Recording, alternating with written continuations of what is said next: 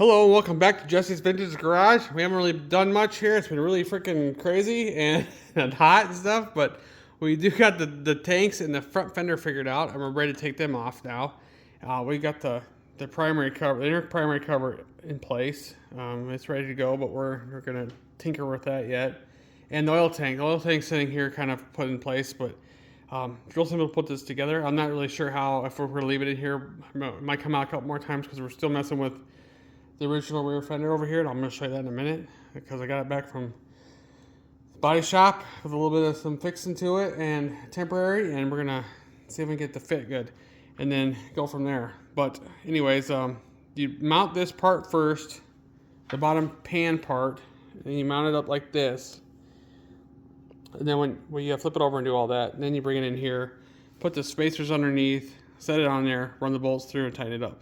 Yes, there's lock washers and stuff, and I do not have them installed right now. So, yeah, because I don't want to, that's more of a permanent thing, and right now this might be just a temporary thing, and I don't want to gouge and dig into the metal yet and paint. So, the original fender's sitting over here on the floor. We've had on and off a couple times. It's kind of beat up here and there. And, of course, this is temporarily kind of like in place.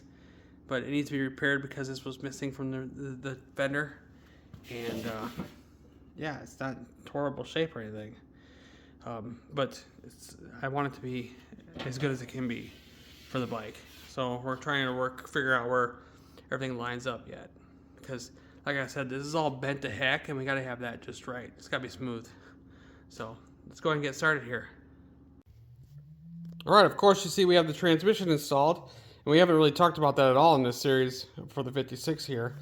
This transmission is built by us. We built it from scratch pretty much. We have an original kicker cover and top cover. So I'm gonna talk about this a little bit.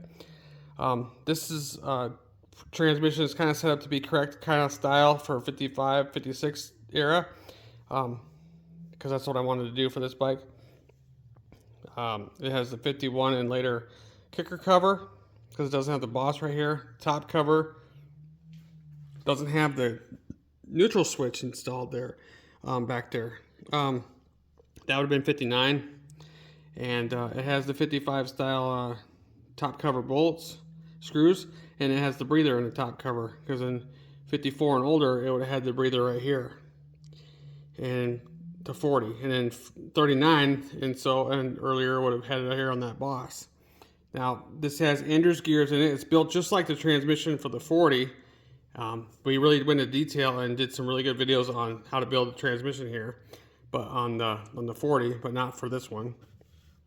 But anyways, according to the Palmer book, I kind of set this up like it was supposed to be. With added a little bit more detail to it for me. I added chrome nuts here on Parkerized studs. You can get cadmium studs, but the Parkerized studs would have been correct. I kind of wanted to look like that somebody wanted to put chrome on this thing. So that's what I want this bike to kind of look like. So, of course, we have a chrome here, which would have been incorrect. It would have been probably cadmium back then. And then the arm here is Parkerized like it would have been originally. These nuts could have been cadmium or Parkerized. I've seen it both ways in the Palmer book. The fill plug here is correct style, but it's chrome plated.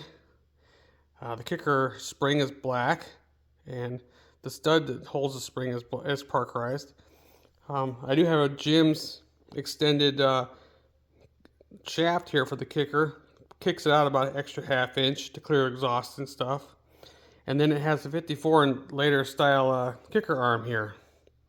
That's a chrome piece, and then it has chrome hardware holding it on. The kicker pedal here is correct. For this era, it has cadmium in all the right places here, and Parkerized piece here, and then the chrome holding it through here. So, like I said, this is built like the 40, so it has Andrews gears in it, Andrews main shaft and Andrews counter shaft.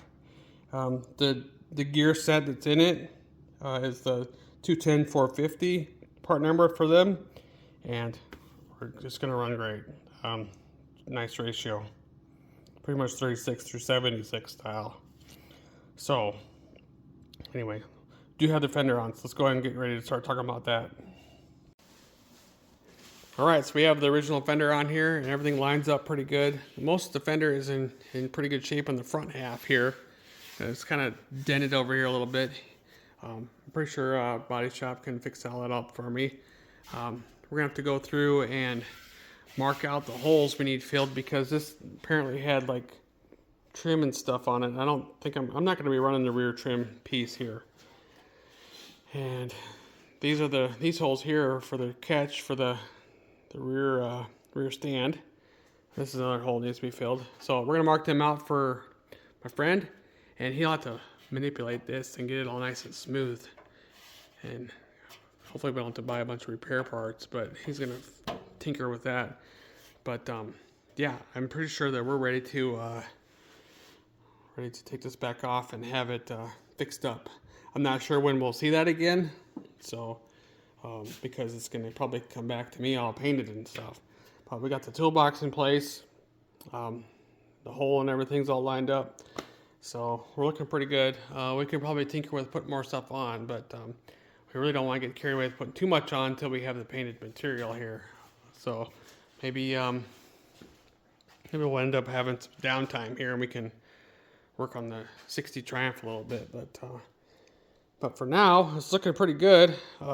Hope you enjoyed everything in this video. It's gonna be a short one, so hope you enjoyed everything here, and we'll see you again soon.